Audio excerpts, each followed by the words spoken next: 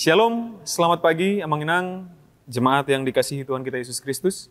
Kita kembali bertemu di Renungan Pagi HKBP Denpasar untuk edisi hari ini, Selasa 8 November 2022.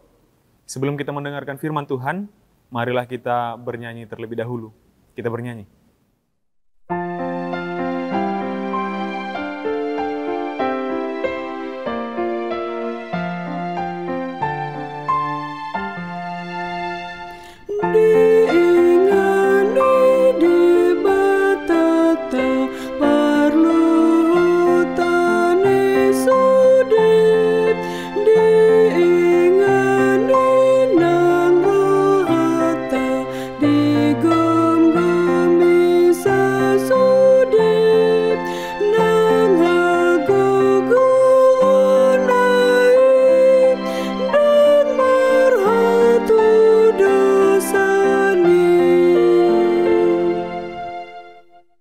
Anugerah dan damai sejahtera dari Allah Bapa dan dari anaknya Tuhan Yesus Kristus kiranya menyertai kamu sekalian. Amin. Amanginang, firman Tuhan untuk kita pada pagi hari ini tertulis dalam kitab Nabi Yeremia pasal 23 ayat 24. Saya akan bacakan untuk kita. Sekiranya ada seseorang menyembunyikan diri dalam tempat persembunyian, masakan aku tidak melihat dia? Demikianlah firman Tuhan. Tidakkah aku memenuhi langit dan bumi? Demikianlah firman Tuhan. Di dalam bahasa Batak dikatakan, tung terbahen ma mertabuni manangise di parsita bunian sodapot idauku ibana minna Jahoba. Da'au do na menggohi langit dohot tanoon ninna Jahoba. Demikian firman Tuhan. Amanginang, setidaknya ada 3 pengenalan kita akan sifat Tuhan. Dan kalau kita ingat doa pada 3 generasi setidaknya di atas saya, begitu untuk seumuran opung saya, pengakuan atas sifat Allah yang demikian selalu terdengar. Katakan template doanya misalnya seperti ini. Ali Jahoba di bata amanami na di Banua Gijang. Di Banua Gijang peho, alai jonok doho, di bagasan rohani akana porsea toho. Begitu. Di Banua Gijang, jala di bagasan roha. Begitu. Allah yang jauh dan Allah yang dekat. Ada pengenalan demikian. Jadi di dalam teologi kita akan setidaknya mengenal 3 istilah ini, nanti yang akan kemudian berkembang menjadi 5 atau beberapa jenis sifat Allah lainnya.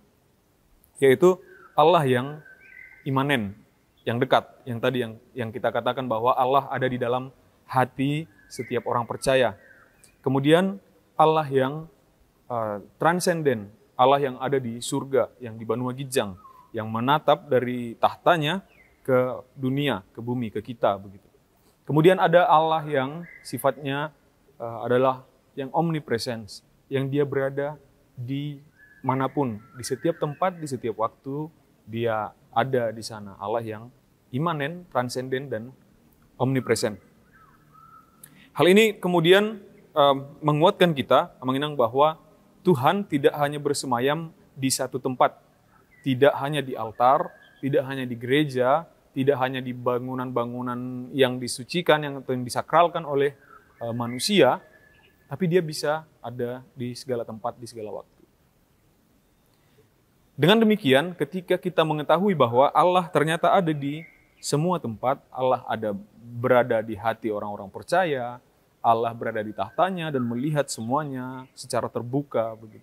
Dan Allah ada di setiap tempat dan setiap ruang dan waktu, maka tidak ada tempat persembunyian bagi manusia dari Tuhan.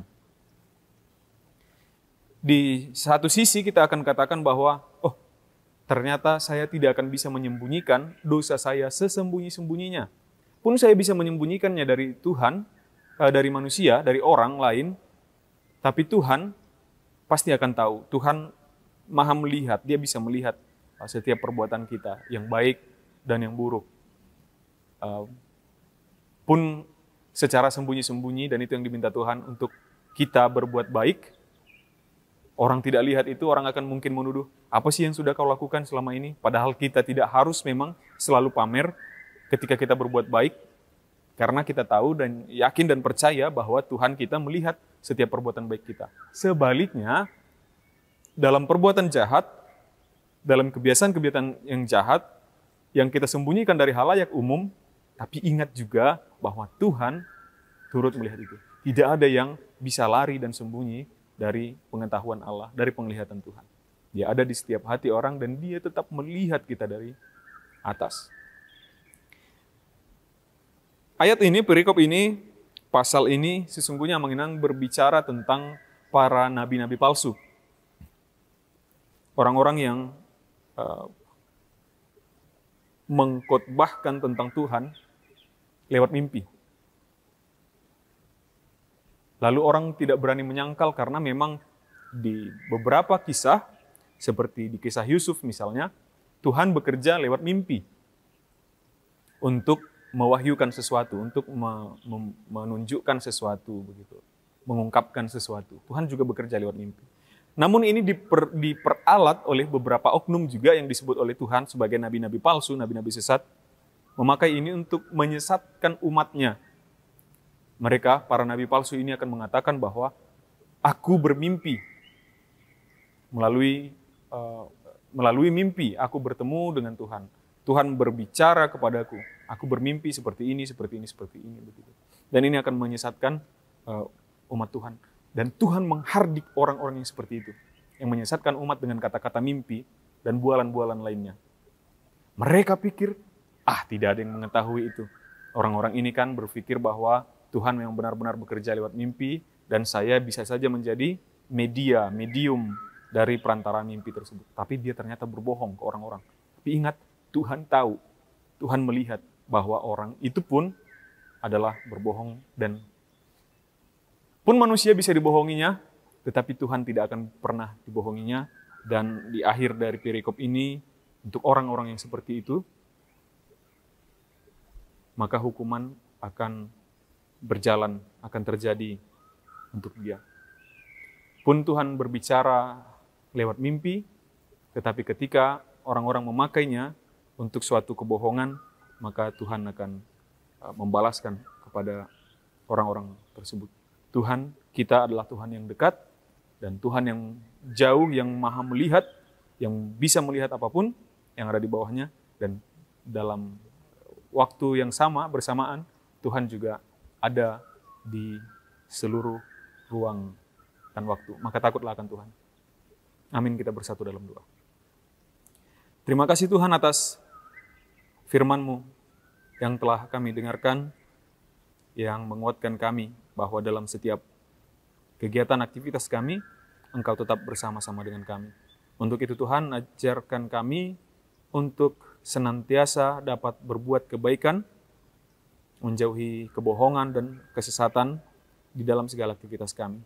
Jangan biarkan kami terjatuh Tuhan dalam bualan-bualan penyesat yang berbicara dusta, yang berbicara kebohongan mengenai Engkau. Terima kasih Tuhan atas hari yang indah ini. Berkati segala aktivitas kami sepanjang hari ini. Kami mohonkan kiranya Tuhan yang jauhkan segala mara bahaya dari aktivitas kami. Biarlah kami tetap memuji dan memuliakan Engkau di dalam kesehatan dan sukacita. Terpujilah Engkau ya Bapa, di dalam nama anak-Mu Yesus Kristus, kami berdoa dan mengucap syukur. Amin. Demikian renungan pagi kita mengenang untuk pagi hari ini. Selamat beraktivitas. Sampai jumpa di esok hari. Horas.